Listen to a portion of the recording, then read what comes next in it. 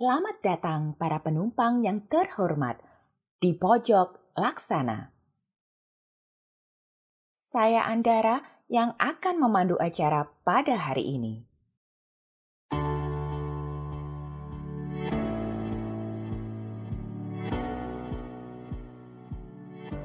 Apa yang menjadi nilai-nilai utama dan fokus PO-san yang selama ini membuat PO-san bisa turun ke generasi kedua dan terus berkembang dengan pesat?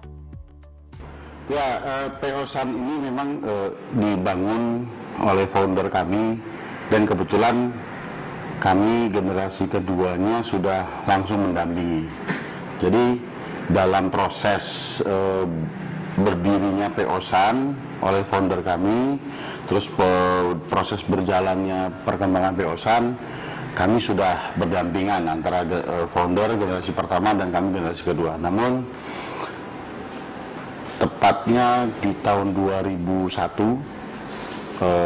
perusahaan ini di PT-kan dengan nama PT Sun Putra Sejahtera. Nah, di situ founder Sun Group ini menyatakan sikap ingin kami generasi keduanya ini lebih profesional dengan porsi masing-masing. Jadi itu yang membuat beliau ingin perusahaan ini apapun yang terjadi harus tetap ada, harus tetap eksis, karena memang cita-cita beliau perusahaan ini tetap sampai kapanpun harus hadir untuk melayani masyarakat sampai ke keturunan-keturunan beliau. Jadi kami hari ini boleh dikatakan generasi kedua Sun Group yang in charge di manajemen Sun Putra Sejahtera dengan dasar semangat dari beliau untuk bagaimana kita tetap bisa eksis menjadi pelayan masyarakat namun profesional, itu yang terus kami bangun. Dalam masa pandemik ini yang merupakan kejadian yang luar biasa sekali dan berimbas ke seluruh sektor di seluruh dunia. Tetapi kami melihat PO-san masih terus kuat dan terus melayani penumpangnya dengan prima. Apa yang menjadi kiat-kiat yang dijalankan oleh PO-san? Untuk kondisi pandemik ini memang menjadi tantangan yang sangat-sangat luar biasa.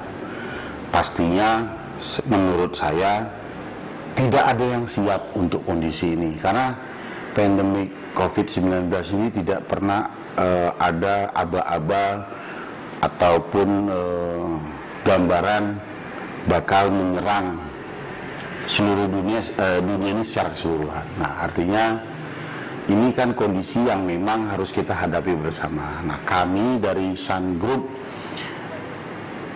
mempersiapkan diri ke depan dengan menyikapi kemarin awal itu short term. Jadi pada saat awal di Indonesia dinyatakan KLB, kondisi luar biasa, terus ditetapkan PSBB di beberapa daerah sampai ke pembatasan wilayah di daerah masing-masing.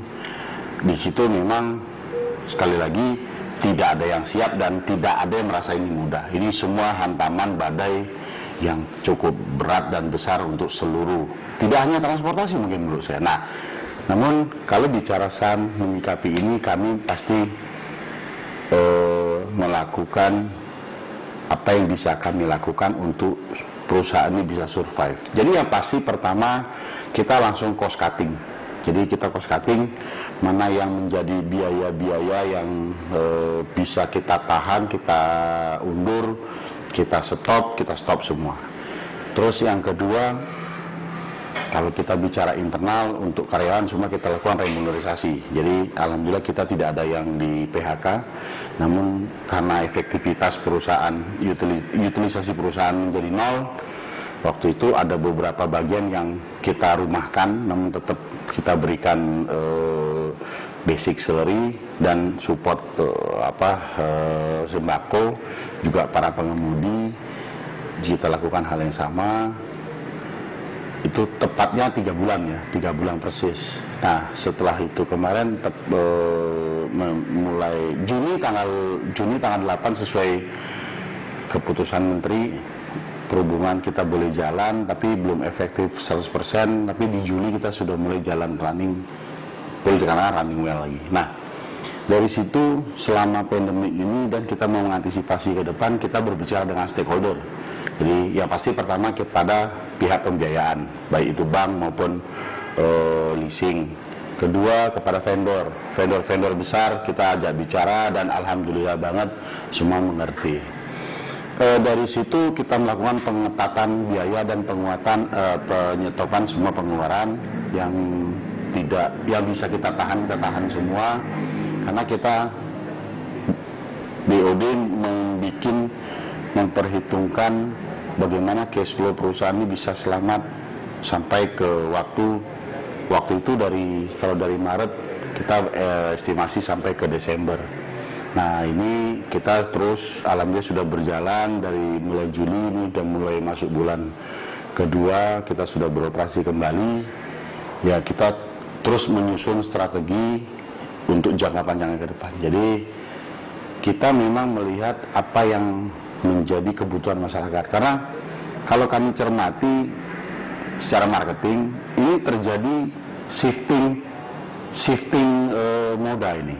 Jadi masyarakat ini ada beberapa perubahan, pergeseran kebutuhan. Nah, terus terang ini sedang kami pelajari, terus kami analisa. Namun dari yang ada sekarang, basically operasional kita tanamkan protokol kesehatan. Jadi mulai dari kebersihan kendaraan di pool, jadi kita lakukan secara rutin penyemprotan fogging cairan disinfektan. Kita sediakan hand sanitizer dan kru juga melekat masker, sarung tangan, juga menjaga kebersihan interior terutama selama perjalanan kita lebih perhatikan. Namun kalau saya lihat ini mulai secara bulannya masuk bulan ketiga ya, di Agustus ini kita beroperasi, penumpang semakin terbiasa dengan keadaan ini. Jadi penumpang sudah mengantongi hand sanitizer sendiri, baik yang spray maupun yang cairan. Masker tidak lepas selama di dalam bus. Menurut saya ini sudah satu kebiasaan perubahan yang luar biasa di masyarakat pengguna transportasi khususnya, dan sudah tidak kaget lagi. Nah, artinya kan kalau kita lihat ini kan hanya faktor pembiasaan. Nah, kami pun kru dan internal manajemen juga sudah mulai terbiasa melakukan hal-hal protokol kesehatan ini. Jadi menurut hemat saya, Sun Group pasti akan siap lah untuk menjalankan melalui masa pandemik ini. Apa pesan Bapak kepada rekan-rekan operator bus untuk bisa melewati masa-masa krisis seperti sekarang ini? Kalau saya berbicara dari sisi salah satu pengurus dari asosiasi, jadi kalau melihat secara keseluruhan, pandemik ini sudah dinyatakan tetap akan ada. Artinya dunia, saya tidak bilang Indonesia, tapi dunia kan sudah semakin mengenal apa itu COVID-19. Nah, terus kalau kita spesifikkan Indonesia, saya yakin banget Indonesia ini adalah orang-orang yang hebat, kuat. Karena yang bikin hebat itu pasti keadaan, yang bikin kuat itu juga keadaan. Nah, kita sadar betul Indonesia ini ada di mana dan Indonesia ini seperti apa. Jadi kalau saya boleh menilai, boleh berkomentar sebagai salah satu yang ada di asosiasi, saya melihat ini masa pandemi ini pasti bisa kita lalui dengan baik, dengan bersama-sama. Artinya ini cuma tinggal pembiasaan saja. Satu, pembiasaan masyarakat terhadap virus ini dengan menjaga protokol kesehatan. Sekali lagi, menjaga protokol kesehatan itu kan di awal saja dianggap repot, menggunakan masker all day, menggunakan hand sanitizer anytime, terus lebih sering cuci tangan, terus lebih sering mandi. Sebenarnya kan itu kan hal-hal baik. Dulu dianggap itu waktu awal pandemi ini terjadi kan itu dianggap hal yang rumit, merepotkan dan segala macam. Tapi saya sekali lagi melihat hari ini sampai hari ini mulai terbiasa masyarakat. Artinya sebagai seorang pelaku usaha transportasi darat dan ya saya yang ada di asosiasi, kalau saya lihat secara makro, secara luas di Indonesia ini, saya melihat prospek ini bisnis ini quite slow akan terus bertumbuh. Jadi artinya dari kemarin kita sedang grow-nya, terus ada pandemik, kita harus stop totally, terus kita terus kita jalan lagi, tapi pasti akan naik. Tinggal masyarakat kembali lagi bijak. Bijaknya adalah itu tadi, tertib menjaga diri, tertib dengan apa yang dianjurkan. Ini tidak bicara pemerintah atau siapapun, tapi kalau dari sisi kesehatan kan harus kita patuhi hari ini. Jadi sepanjang masyarakat sudah lebih membiasakan dan tidak merasa itu hal yang aneh, ini akan bisnis ini akan berjalan dengan baik. Apapun itu, jadi transportasi ini adalah sarana yang diperlukan oleh semua orang darat ya. Jadi kalau kita lihat, kalau kita sedikit bahas, orang naik pesawat dari rumah ke airport butuh transportasi, apapun itu, darat. Setelah dia tiba di airport tujuan, ke tujuannya berikutnya menggunakan transportasi darat, apapun itu, baik bus kota, baik kendaraan pribadi atau angkutan umum yang taksi, itu kan membutuhkan transportasi darat. Kita bicara kapal laut, juga begitu, dari rumah ke pelabuhan dibutuh transportasi darat. Begitu dia sampai di pelabuhan berikutnya, dia butuh transportasi darat lagi. Begitu juga kereta api, dari rumah ke stasiun, dari stasiun tujuan ke tujuan utama juga butuh transportasi darat. Nah, dengan pertumbuhan infrastruktur yang sudah ada saja hari ini kan kita lihat masyarakat sudah lebih nyaman menggunakan, kalau menurut saya ya, pengamatan saya sudah lebih nyaman menggunakan angkutan darat berbasiskan bus. Nah, tinggal masyarakat cerdas memilih modanya, memilih operatornya, dan juga saya sih berharap ini baik sisi saya sebagai operator maupun saya juga salah satu bagian dari organisasi atau asosiasi yang partner pemerintah. Saya berharap masyarakat juga mulai paham, memahami dan lebih peduli dengan apa yang menjadi hak dan apa yang menjadi kewajiban, supaya tidak salah. Artinya bagaimana memilih perusahaan atau operator yang bisa menjamin masyarakat untuk mendapatkan haknya. Karena haknya penumpang itu kan pasti kan kenyamanan, keamanan, keselamatan. Service, ini kalau dirangkum semuanya adalah service. Nah, mana operator yang bisa menjamin level of service-nya dengan konsisten? Ini menurut saya kewajiban dari masyarakat.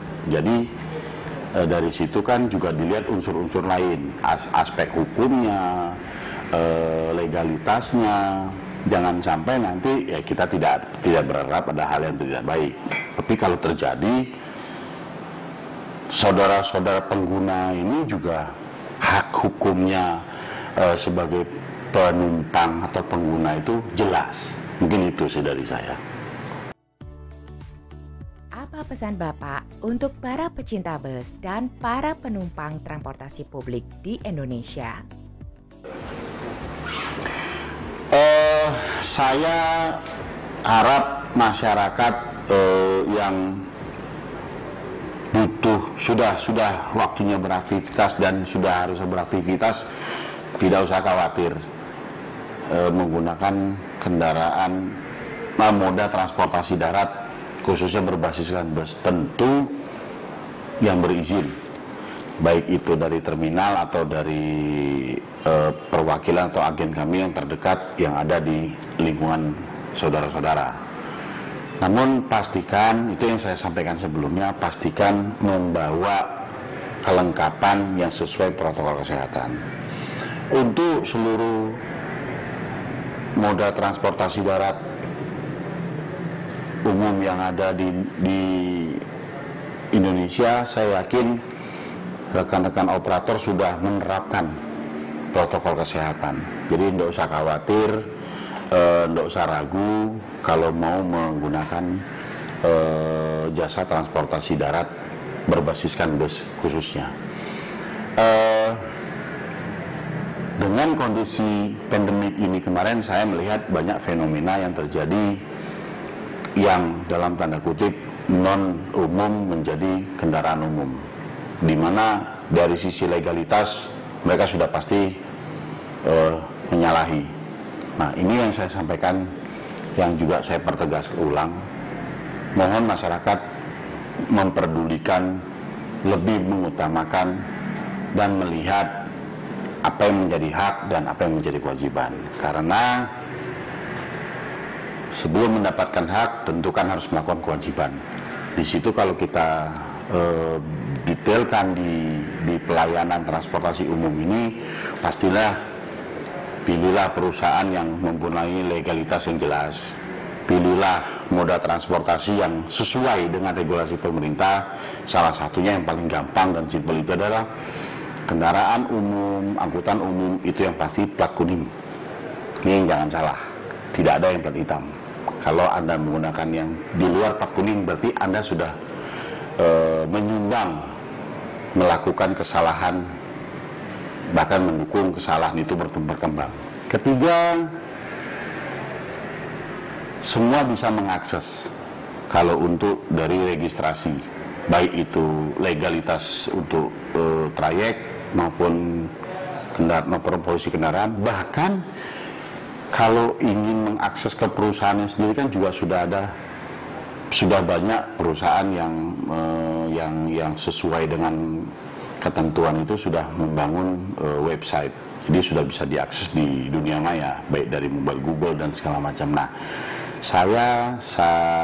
saya dalam kesempatan ini ingin menyampaikan kepada seluruh masyarakat, tidak usah khawatir, tidak usah ragu menggunakan transportasi umum, karena kami tidak kurang-kurang mengingatkan, tidak kurang-kurang menegaskan, juga di internal kami sesama operator saling mengingatkan bagaimana kita menjadi pelayan jasa transportasi darat yang sesuai dengan protokol kesehatan. Kami jamin kesehatan Bapak, Ibu, saudara-saudara akan aman dan terjamin keamanan dan kebersihan secara regulasi gugus tugas yang ada di kendaraan transportasi darat berbasiskan bus yang ada di Indonesia ini. Apa yang ingin Bapak sampaikan kepada para stakeholder lainnya di dunia transportasi, terutama bus, agar bisa bersama-sama melewati masa krisis ini?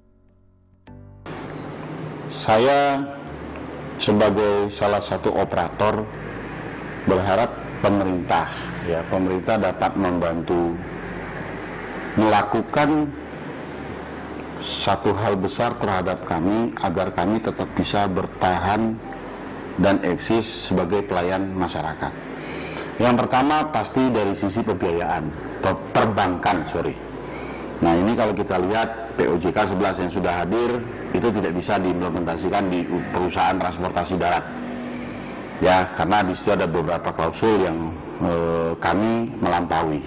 Kedua, hal-hal yang kami sudah sampaikan melalui asosiasi, yaitu BPP Organda, surat yang kami sampaikan untuk survival perusahaan angkutan di Indonesia ini khususnya ke depan, apa yang kami minta itu sudah kami lakukan.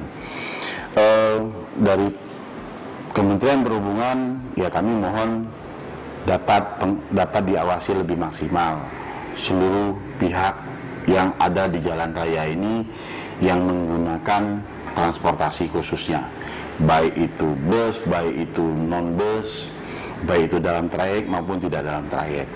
ini dapat diawasi dengan baik supaya ini tidak ada overlapping dan menjadi satu hal yang membuat persaingan tidak sehat, supaya semua kita bersama-sama bisa melewati fase sulit ini, kita bisa melewati situasi sulit ini. Yang lain pendukungnya saya rasa ya yang di jalan raya, untuk di jalan raya ya pastilah pihak Polri ya mohon dapat diawasi untuk dari sisi keamanannya, supaya masyarakat juga merasa aman dan tenang menggunakan transportasi umum. Yang lain-lain ya mungkin saya rasa pemerintah daerah mohon support dengan pemberitaan dan informasi yang jelas kepada masyarakat, sehingga masyarakat tidak takut dan menghindar. Nah, ini yang kami khawatir, menghindari angkutan umum atau menghindari daerah tertentu. Jadi bisa menyampaikan informasi yang tepat dan jelas serta akurat, supaya masyarakat tetap bisa berjalan menjalankan kehidupan dan perekonomiannya. Mungkin itu dari saya. Terima kasih.